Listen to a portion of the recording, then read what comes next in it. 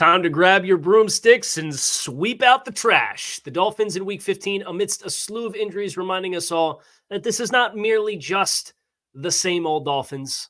Dolphins winning 30-0 at home against the New York Jets, bouncing back from that Monday Night Football collapse in Week 14.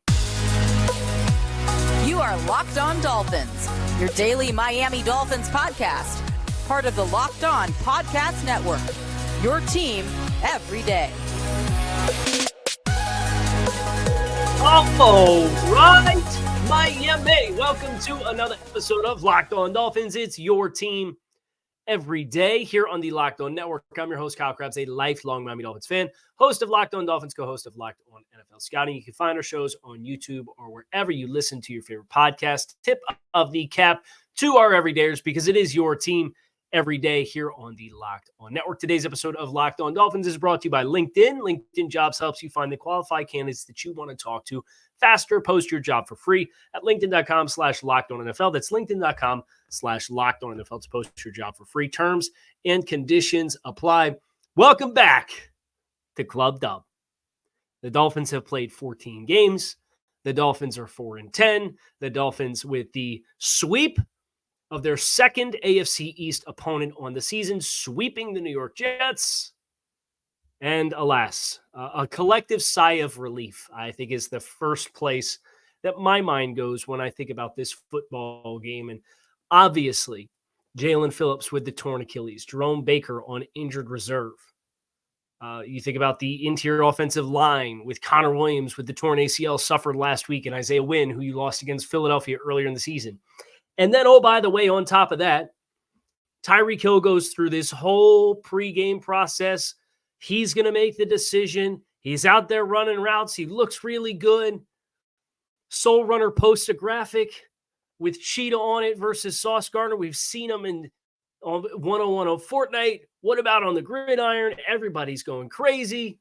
Tyreek Hill inactive.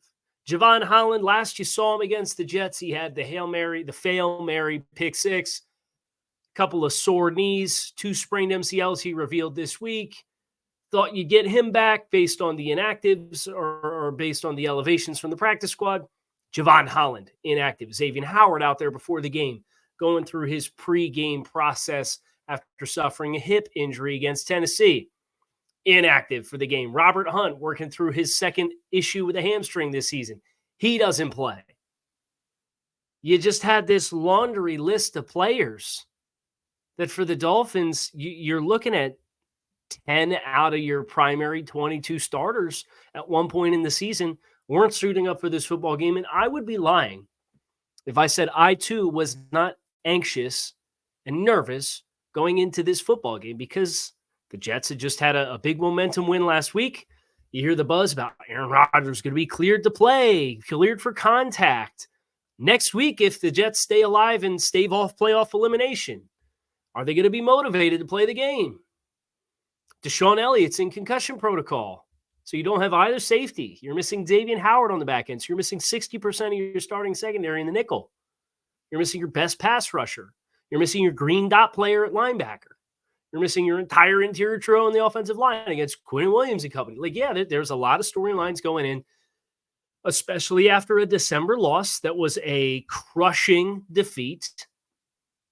That, man, you did come into this game a little bit and you were just a little apprehensive, because the Dolphins have done this in the past. They did it as recently as last year when they went on a skid of games. And the Dolphins are here to tell you this is not the same old Dolphins. And I understand it's the New York Jets. I understand the New York Jets are not the best versions of themselves that they are ever going to be. I understand the now 5-9 New York Jets are a team that has ample issues. But the Dolphins came out and they took control of this game early. They only had 290 yards of offense, but they averaged more than 5 yards per play. It was a clock control game. They possessed the ball for 36 minutes in a warm South Florida day. They held the Jets to 103 yards of offense. They sacked Jets quarterbacks 1 billion times. Bradley Chubb has 2 forced fumbles. He is leading the league in forced fumbles. Jalen Waddle, in the absence of Tyreek Hill, everybody on the network televisions before the game I think it's too Tyreek Hill centric of an offense. Mike McDaniel can't coach offense if he doesn't have Tyreek. What are we talking about? Genuinely. Like, yeah, I get Monday was crazy last week, but it really just turned everybody's brains to mush. Mike McDaniel doesn't know how to coach an offense. Mike McDaniel doesn't know how to scheme plays without Tyreek Hill. Please. Jalen Waddle. All of the slander of Jalen Waddle this season for the drops and being banged up. And lo and behold, Jalen Waddle was banged up early in this game. And he comes back in and he finishes on 9 targets for 8 receptions for 142 yards and a touchdown, including a 60-yard bomb. Tua Tagovailoa, he's toast without Tyreek. He can't play. Finishes 21-24 for 224 yards, 9.3 yards average, 1 touchdown, pass rating of 120. Seems like a pretty good day at the office to me for not having Tyreek Hill and being totally dependent on one player. I think what's your observation is, as far as the Dolphins, I do feel like they're a team that struggles to pivot off of their game plan throughout the week when in-game injuries force you to do something different. Because it feels like there's so much specificity with every look and every rep and every play and every role within it, that it does feel like when the Dolphins do occur an injury in the game, that's when they struggle to redirect and pivot and adjust appropriately. You think about the Philadelphia game with the offensive line injuries. You think about the Tennessee game and how herky-jerky that was offensively for you. Yeah, I mean, you had Austin Jackson leave at one point in this game. Sounds like that was precautionary. Thank goodness Liam Eichenberg and Teron Armstead are able to dress. Well, the Dolphins run the ball 28 times. They end up running the ball more times than they throw the ball. It's a beautiful life. They didn't have a ton of success on the ground. They only averaged 2.8 yards per carry. Now, Mike White had 2 kneel downs. So it's technically 26 for 79. Not that that makes it any better from an average perspective. It's still not good. 79 divided by 26. I'm a math guy. I'm not really a math guy. It's just about 3 yards carry. Very little of Jeff Wilson, which I was surprised by. Raheem Mostert, doing Raheem Mostert things, some chunk gains, had a lot of nice plays that were pulled back by penalties, it felt like, in this game. I know Julian Hill got popped for a holding. Austin Jackson got popped for a holding on a throw to Jalen Waddle. So it could have been better offensively for you. But is anybody going to turn their nose up by winning this game by 30 points? I hope not. And all the sky is falling worry words from the past week will say, oh, well, it's just the Jets. It's just the Jets. And maybe you're right. But what I do know is that where this season goes from here, there's a lot on the table. I want to talk a little bit more about the scheme redemption for Miami, showcasing that this is not just a group that is so desperately dependent on one player. I think the Dolphins did some really nice things, and we will get into that next here on this Victory Monday Club Dub episode of Locked On Dolphins, so stick with us. When you're hiring for your small business, you want to have as many top-tier candidates as possible to interview, and that's why you check out LinkedIn Jobs. LinkedIn Jobs has the tools to help find the right professionals for your team faster and for free. LinkedIn is not just another job board. LinkedIn has a vast network of more than 1 billion with a B professionals, which makes it the best place to hire. Hiring is easy when you have that many quality candidates. So easy, in fact, that 86% of small businesses get a qualified candidate within 24 hours on LinkedIn. LinkedIn knows that small businesses are wearing so many hats that it can be challenging to have the right time and resources for your hiring process. And thankfully with LinkedIn, their process is intuitive, quick, and easy. And they even just launched a feature that helps you write job descriptions, making the process even easier and quicker than before. Post your job for free at linkedin.com/LockedOnNFL. That is linkedin.com/LockedOnNFL to post your job for free. Terms and conditions do apply. We all like to play fantasy football, but there's always that one annoying guy or girl in the league who you just cannot stand. He's the guy that brings up the analytics for his trades, his summer draft research. He's the guy you have to beat every single year. You know who I'm talking about. Let's just call him Drew, hypothetically. Every league has a Drew. You know what else Drew does? Drew brings weak tortilla chips to a tailgate. The kind that snap right in half when you're scooping guacamole or trying to get that last bit of salsa out of the bottom of the bowl. For someone who claims to be the master of trades, he still hasn't made the trade for a better tortilla chip. You see, Zach's Mighty Tortilla Chips believes in two things. Chips are meant to be sturdy, and Drew doesn't know the difference between a strong chip and a wet paper towel.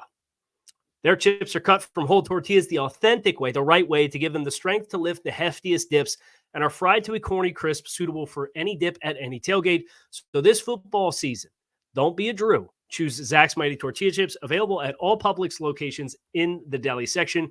Be a winner. Eat Zach's Mighty Tortilla Chips. Dolphins coming up big here. I really was so relieved to see the Dolphins find the right balance, it felt like, with this football game, as far as the New York Jets and their defense and how they choose to attack you. And week 15 for Tua Tagovailoa was not the sexiest of spray charts as far as where they threw the football. There was an acknowledgement on the spray chart. A lot of throws behind the line of scrimmage, but they still made some hay in the intermediate area of the field in between the hashes. And you hit one shot vertically to pop this game wide open. And we talked the last time the Dolphins played the Jets. Jalen Waddle got one on Sauce Gardner, and Tyreek Hill got one on DJ Reed. Slot fades. And we talked about the fade routes and the in-rhythm nature of those throws and how they were going to be essential for the Dolphins to help keep the top popped off this defense, opposing defenses, throughout the course of the rest of the season. Now, Miami, from a game plan perspective, a lot of screens, a lot of perimeter quick-hitting throws, getting the ball into your playmakers' hands, be that Devon Achane, be that Tyreek Hill, be that Braxton Berrios. And these guys caught some balls outside the hashes, outside the numbers as well, that were critical receptions. Braxton Berrios had that excellent leaping reception along the right sideline that I think was an embodiment of exactly what I'm talking about. And that was one of the key receptions that Tua hit. That was to his right. That was 12, 13 yards downfield outside the numbers. That was only one of only two throws that he hit in this game outside the numbers down the field to that degree. The other one being the touchdown pass to Jalen Waddle. So you picked and chose your spots. It was like a boxing match. You bob and weave, you bob and weave, you bob and weave. We're going to keep the pocket clean. Now, Tua was sacked 3 times. I'm glad we could put that conversation to bed about if you sack Tua 3 times, the Dolphins lose a game. They haven't had any success doing that. Sometimes the quick passing game can serve as the extension of the running game that you need. And that's exactly what you saw the Dolphins do in this game, while acknowledging we don't really have the offensive line availability right now to feel like we can hold up. We really know that the Jets are going to try to load the box. We don't have Tyreek Hill. That's going to change the defensive structure that teams are going to give us from a coverage perspective. And the Dolphins took what was available to them all throughout the game.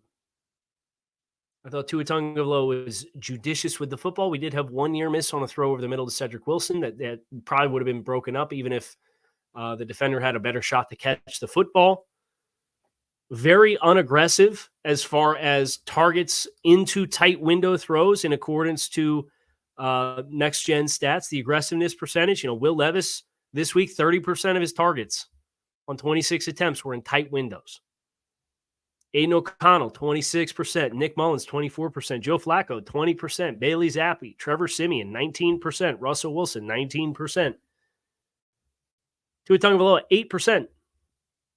Only a handful of players, including Gardner Minshew, Bryce Young, Sam Howell, Patrick Mahomes, Easton Stick, Baker Mayfield, that had less targets that went into aggressive windows. So Miami was very self-aware and selective. Now, when you play other teams of a higher degree who are going to stress you more offensively than having 100 yards of offense, which is somehow worse than what they did the first time they played the Dolphins, you're going to have more at your disposal. This was when you combine what we talked about first, the injuries that were beforehand, the opponent that you had, the game that you had last week, and the opportunity to recalibrate, get back on the field. This was a game that you came into hoping the Dolphins would survive, and they dominated. You don't have to do more when the game script goes like that. And not every game script's going to go like that. I promise you the playoffs game scripts would not go like that either. But that's okay, because Xavier Howard will be back. Javon Holland will be back. And Deshaun Elliott will be back. And Jerome Baker's probably going to be back. And Robert Hunt's going to be back. You're going to get all of these reinforcements. Tyreek Hill is going to be back.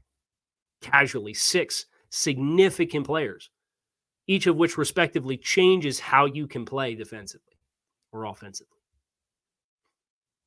So you had a motivated team coming off a big win at home. You're down in the dumps.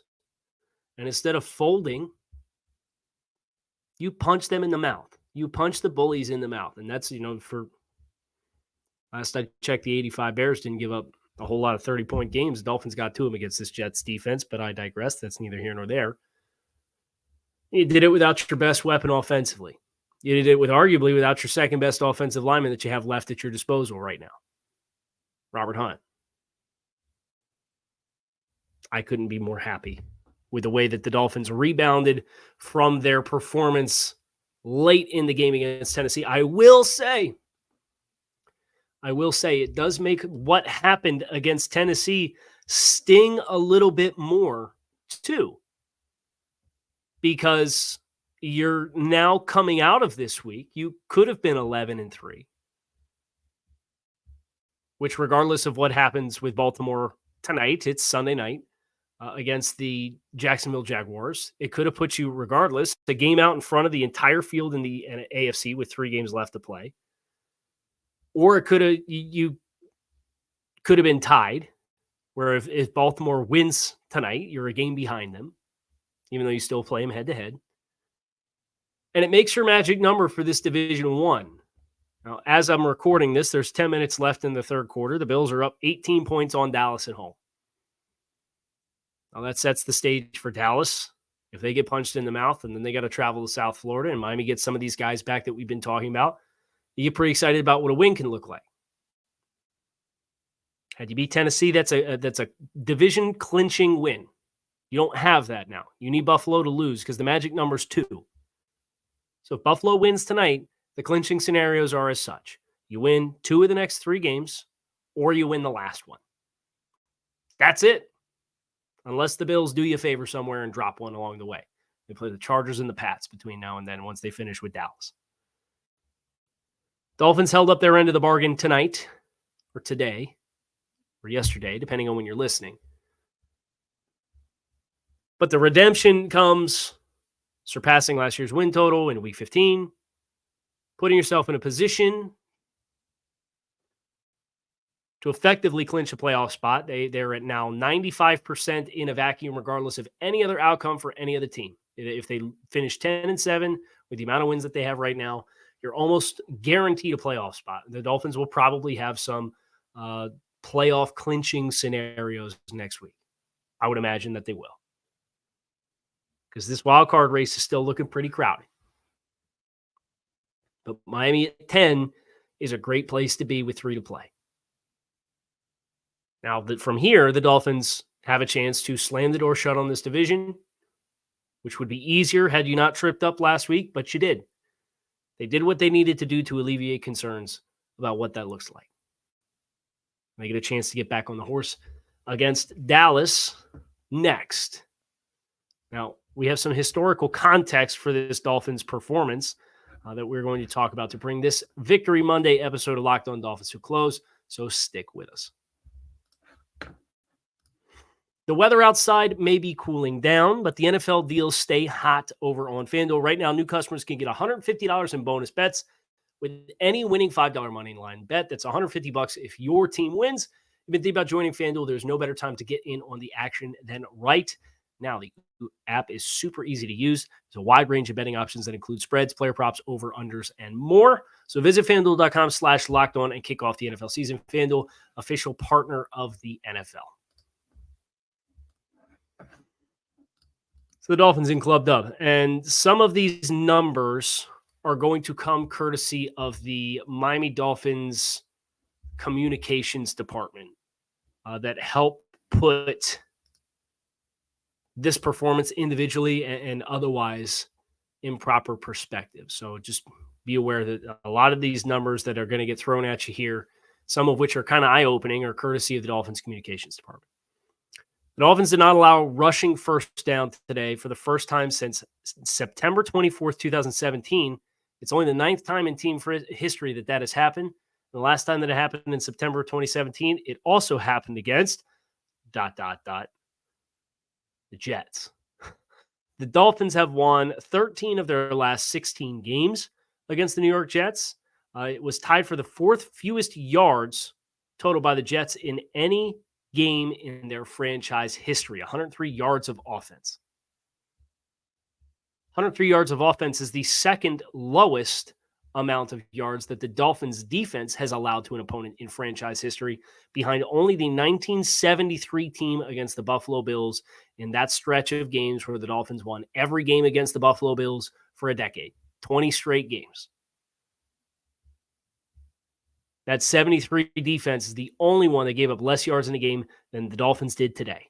And you got to go back to 71 and 66 for their next two lowest performances as well. Raheem Mostert, 20 touchdowns. He's the first Dolphins player since Ajayi, or Dolphins runner. Dolphins player since Ajayi in 2016 to score a touchdown in 4 consecutive games. He's the third undrafted player since the NFL-AFL merger in 1967 to have 20-plus touchdowns in a season, joining Austin Eckler and Priest Holmes. Incredible stuff from Raheem Mostert, respectively. This is the third time the past decade Dolphins have won at least 10 games. The others came in 2016 and 2020. 2016, the Dolphins made it as a wild card team, went to Pittsburgh and lost in a playoff game. And in 2020, they missed the playoffs somehow because of, that's so Dolphins. It's neither here nor there. 10-4 for the first time since 2000. The Miami Dolphins, second time in history, the team has won 3 games by 30-plus points in the same season. The other was 1971. Miami won by week 3, or won by 50 in week 3, 30 against Washington, and 30 again today. And we already mentioned that Bradley Chubb now leads the NFL with 6 forced fumbles this season. These are just some of the numbers that are coming out after this game, which was just a tremendous effort. Shout out to Brandon Jones. When you came into this game and you knew Deshaun Elliott and Javon Holland were down, and Xavier Howard was down, a little anxious about Brandon Jones and Elijah Campbell as 2 safety values. Elijah Campbell made a really nice pass breakup along the sideline down the field too. But Brandon Jones with 2 picks, are you kidding me? He had 1 career pick coming into this game. Really impressive stuff from him. Where he's getting an opportunity to go high point the football and attack the ball in the air. I thought the return game did some really nice stuff. Braxton Berrios had some really nice work in punt returns.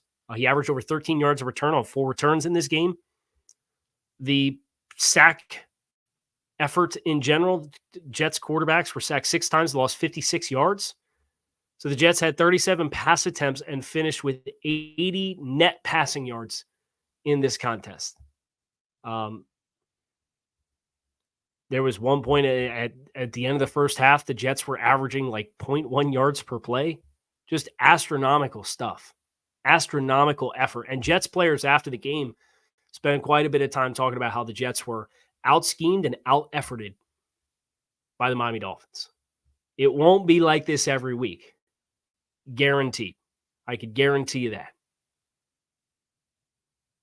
But you now have an opportunity to use this as the springboard. This was your get-right opportunity.